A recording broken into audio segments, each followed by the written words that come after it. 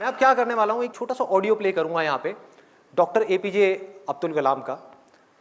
आप में से कितने लोगों ने, उनकी एक ऑटोबायोग्राफी है यूट्यूब के ऊपर जो गुलजार ने बोली है, गुलजार साहब ने, कितने लोगों ने सुनी है?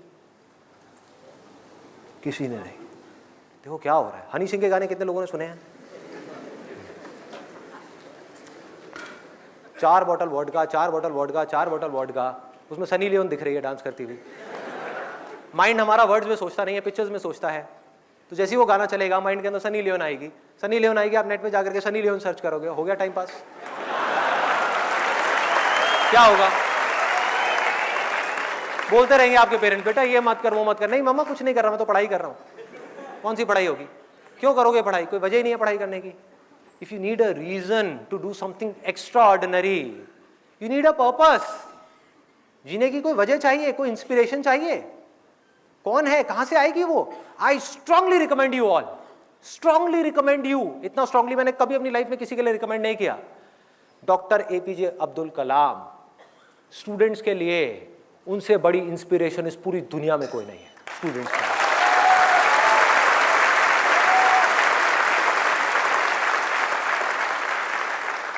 प्ले कर दो एक बार, वो ऑडियो प्ले कर दो।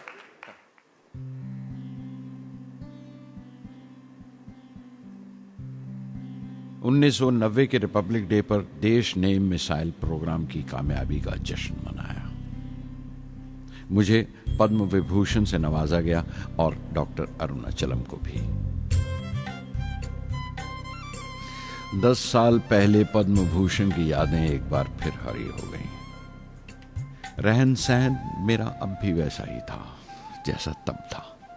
10 बाय 12 का एक कमरा किताबों से भरा हुआ और कुछ जरूरत का फर्नीचर जो किराए पर लिया था।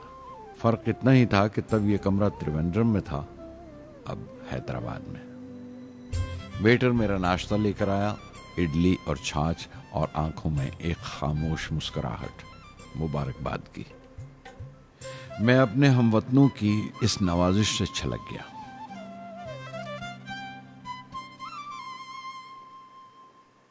मैं जानता हूं कि बहुत से साइंसदान और इंजीनियर मौका मिलते ही वतन छोड़ जाते हैं, दूसरे मुल्कों में चले जाते हैं ज्यादा रुपया कमाने के लिए, ज्यादा आमदनी के लिए।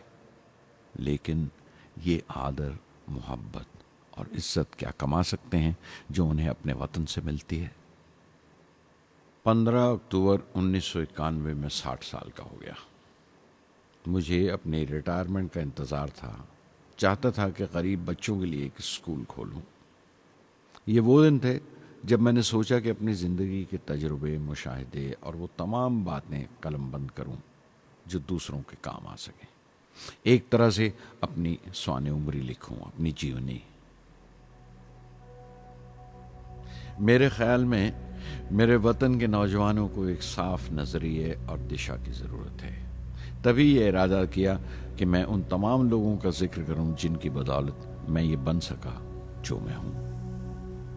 मकसद ये नहीं था कि मैं कुछ बड़े बड़े लोगों के नाम लूं, बल्कि ये कि कोई शख्स कितना भी छोटा क्यों ना हो, उसे हौसला नहीं छोड़ना चाहिए। मसले, मुश्किलें जिंदगी का हिस्सा हैं और तकलीफें कामयाबी की सच्चाइयां हैं। जैसा कहा है किसी ने, खुदा ने यह वादा नहीं किया कि आसमान हमेशा नीला ही रहेगा, जिंदगी भर फूलों से भरी राहें मिलेंगी। खुदा ने यह वादा नहीं किया कि सूरज है तो बादल नहीं होंगे, खुशी है तो गम नहीं, सुकून है तो दर्द नहीं होगा।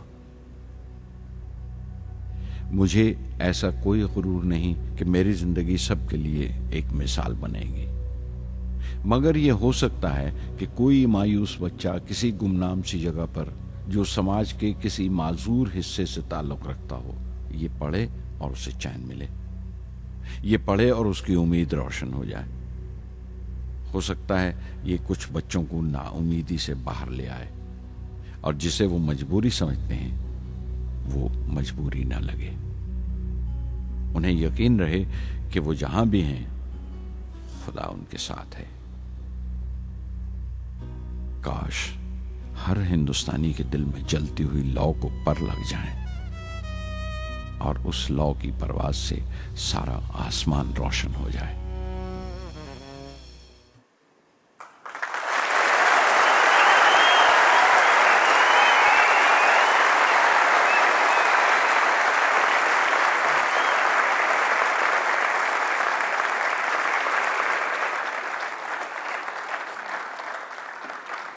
देखा क्या है? हाँ,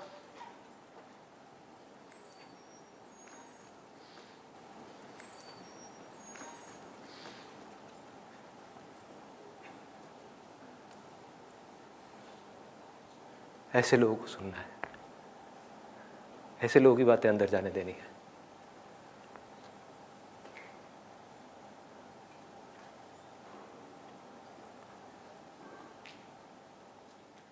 सोचो अगर आपकी भी सोच ऐसी हो जाए तो क्या होगा? सोचो।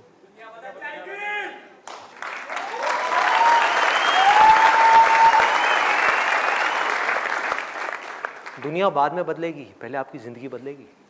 सबसे पहले दुनिया को आप तब तक नहीं बदल सकते जब तक खुद को नहीं बदलोगे। एक बार अंदर ये पनप गया ना, मुझे भी कुछ ऐसा करना है यार, कुछ तो करना है, हौसला बनना है दुनिया के लिए। चाहे कुछ लोग ही मेरे को देख करके इंस्पायर हों,